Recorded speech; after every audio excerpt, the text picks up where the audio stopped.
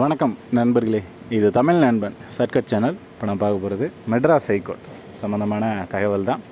So இதுக்கு பார்த்தீங்க அப்படின்னா நோட்டிஃபிகேஷன் கொடுத்துருக்காங்க. ஸோ இப்போ வந்து புதுசாக பார்க்குற எல்லாருக்கும் சொல்லிக்கிறது என்னென்னா, மெட்ராஸ் ஹைகோர்ட்லேருந்து ஒரு நோட்டிஃபிகேஷன் கொடுத்தாங்க. அதுக்கு வந்து தேர்வு வச்சுட்டாங்க. அதுக்கடுத்து பார்த்தீங்க அப்படின்னா டிஸ்ட்ரிக்ட் கோர்ட் நோட்டிஃபிகேஷன் இப்போ வந்து அப்ளை பண்ணிக்கிட்டு இருக்காங்க. எல்லாருமே அப்ளை பண்ணலாம். ஸோ இது வரைக்கும் தெரியாதவங்க தெரிஞ்சுக்கங்க. நோட்டிஃபிகேஷன் அப்படின்றது புதுசாக ரிலீஸ் ஆகிருக்கு. உங்களுடைய மாவட்ட நீதிமன்றத்திலேயே உங்களுக்கு வந்து வேலை அப்படின்றது கொடுப்பாங்க. 38 டிஸ்ட்ரிக்கும் தனித்தனியாக வந்துட்டு நோட்டிஃபிகேஷன் கொடுத்துருக்காங்க. உங்களுக்கு எந்த டிஸ்ட்ரிக்டில் வேகன்சி அதிகமாக இருக்கோ அதை பார்த்துட்டு உங்களோட கம்யூனிட்டியில் வேகன்சி அதிகமாக இருக்குது அப்படின்னா நீங்கள் தாராளமாக வந்து அப்ளை பண்ணிக்கலாம். இது வந்து 38 டிஸ்ட்ரிக்கும் தனித்தனியாக கொடுத்துருக்காங்க நோட்டிஃபிகேஷன். அதை செக் பண்ணிக்கோங்க. ஆல்ரெடி நம்ம வீடியோஸ் போட்டிருக்கோம், எப்படி நோட்டிஃபிகேஷன் டவுன்லோட் பண்ணுறது, எங்கெங்கே என்னென்ன வேகண்ட் இருக்குது அப்படின்றது டீட்டெயிலாக வீடியோ போட்டிருக்கோம். ஸோ அதையும் பார்க்காதவங்க பார்த்துக்கிங்க.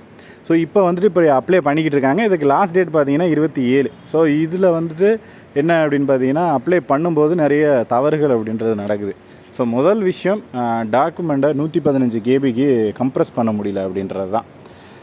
ஸோ நான் என்ன சொல்ல வரேன்னா அப்படின்னா, நீங்கள் கம்ப்ரஸ் பண்ணும்போது உங்களுக்கு வந்து டாக்குமெண்ட் வந்து 115 கேபி வராது. ஸோ அதை விட கொஞ்சம் எக்ஸஸாக வரும். ஸோ கம்ப்ரஸ் பண்ண ஃபைல் இருக்கும் பாருங்கள், அதை மறுபடியும் கம்ப்ரஸ் பண்ணுங்கள். 115க்கு கீழே வந்துடும். ஸோ ஆல்மோஸ்ட் நம்ம எல்லா டாக்குமெண்ட்டையும் கொடுத்து கம்ப்ரஸ் பண்ணுறது அப்படின்றது கொஞ்சம் ஒரு கஷ்டமான விஷயந்தான். ஏன்னா அது 115 கேபிக்கு எடுத்துகிட்டு போனோம் அப்படின்னா டாக்குமெண்ட்ஸ், நம்மளோட டாக்குமெண்ட்ஸ் எல்லாமே ஃபோட்டோ சரியாக தெரியாது, என்ன கொடுத்துருக்கோன்றதே தெரியாது, ஒரு மாதிரி மங்களாக பிளர்ராக தெரிகிற மாதிரி இருக்கும். ஸோ அதில் வந்து நிறைய பேருக்கு ஒரு சந்தேகம் வரும். ஸோ இது நம்ம இவ்வளோ டாக்குமெண்ட்ஸ் கொடுத்து இவ்வளோ அமௌண்ட்டு பே பண்ணி ஒரு 4 போஸ்டிங் அப்ளை பண்ணுறோம், 2000 பே பண்ணுறோம். இப்படி பே பண்ணிட்டு பார்த்தீங்க அப்படின்னா மங்களாக தெரியுது, இதை சப்மிட் பண்ணலாமா, சப்மிட் பண்ணுறதுனால நம்மளை ரிஜெக்ட் பண்ணிவிடுவாங்களா அப்படின்ற சந்தேகமும் பயமும் நிறைய பேருக்கு கண்டிப்பாக இருக்கும். ஸோ எல்லாருக்குமே அதை கேட்டுக்கிட்டே தான் இருக்கீங்க. ஸோ இது டாக்குமெண்ட் கம்ப்ரஸ் பண்ண முடியல, அப்படியும் கம்ப்ரஸ் பண்ணால் நமக்கு வந்து ஒரு மாதிரி பிளர்ராக தெரியுறதுனால ரிஜெக்ட் பண்ணுவாங்களான்னு கேட்டிங்க.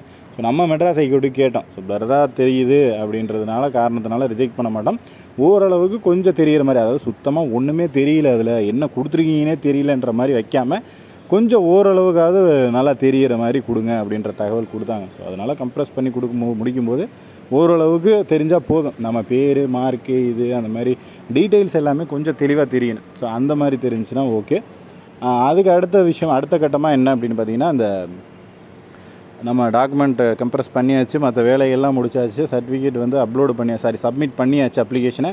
அப்ளிகேஷன் சப்மிட் பண்ணதுக்கப்புறம் நம்மளோட ஃபோட்டோவும் சைனும் தெரியலை, ஃபோட்டோ வந்து தெரியலை அப்படின்ற சந்தேகம் கேட்குறீங்க.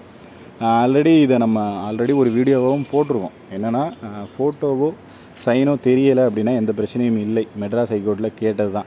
அவங்க வந்து ஹால் டிக்கெட்டில் உங்களுடைய ஃபோட்டோ வித்து ஃபோட்டோவோட வந்துச்சுன்னா ஓகே.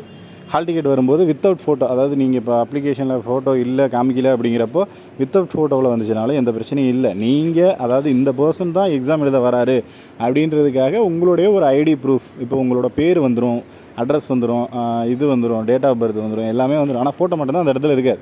ஸோ நீங்கள் தான் அது அப்படின்னு கன்ஃபார்ம் பண்ணுறதுக்கு உங்களுடைய ஃபோட்டோ இருக்கிற ஒரு ஐடி, ஆதார் கார்டாக இருக்கலாம், ஓட்டர் ஐடி இருக்கலாம், அந்த மாதிரி ஃபோட்டோ இருக்கிற ஒரு ஐடி கார்டை எடுத்துகிட்டு போங்க.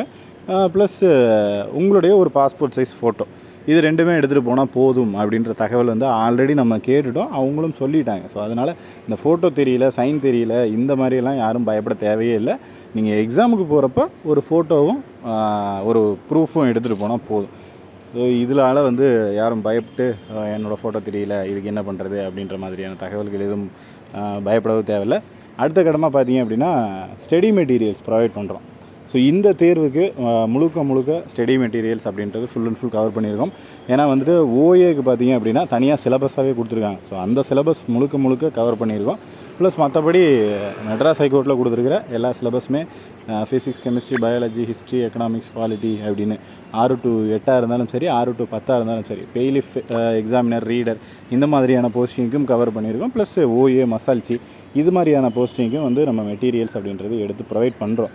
தேவை இருக்கிற நபர்கள் இங்கே டிஸ்பிளேல தெரியுது பாருங்கள். கான்டாக்ட் நம்பர் 9500961475 அப்படின்ற கான்டாக்ட் நம்பருக்கு கால் பண்ணிவிட்டு அல்லது வாட்ஸ்அப் மூலயமா மெசேஜ் பண்ணிவிட்டு நீங்கள் ஸ்டடி மெட்டீரியல்ஸ் அப்படின்றத வாங்கிக்கலாம்.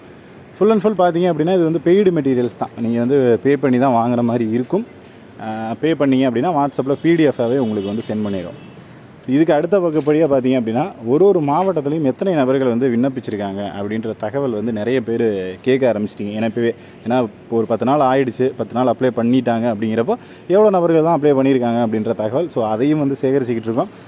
கண்டிப்பாக நமக்கு வந்து தகவல் கிடைக்கும்னு நினைக்கிறேன். மேக்ஸிமம் 100% கிடைக்க சான்சஸ் இருக்குது. ஸோ அப்படி கிடைச்சிது அப்படின்னா கண்டிப்பாக நம்ம அடுத்த வீடியோவாக ஒரு மாவட்டத்துக்கும் எத்தனை நபர்கள் வந்து அப்ளை பண்ணியிருக்காங்க அப்படின்ற தகவல் சொல்லுவோம். ஸோ அது வந்து பார்த்திங்க அப்படின்னா உங்களுக்கு கண்டிப்பாக எல்லாருக்குமே தேர்வு எழுதுகிற எல்லாருக்குமே வந்து அது யூஸ்ஃபுல்லாக தான் இருக்கும். ஓகேங்களா?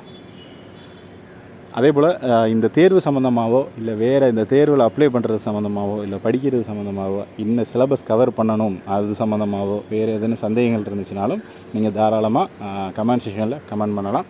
அதே போல் கால் பண்ணியும் கேட்டுக்கலாம். நெக்ஸ்ட்டு ஏதாவது டவுட்னா அடுத்த வீடியோவில் பார்க்கலாம். தேங்க்யூ.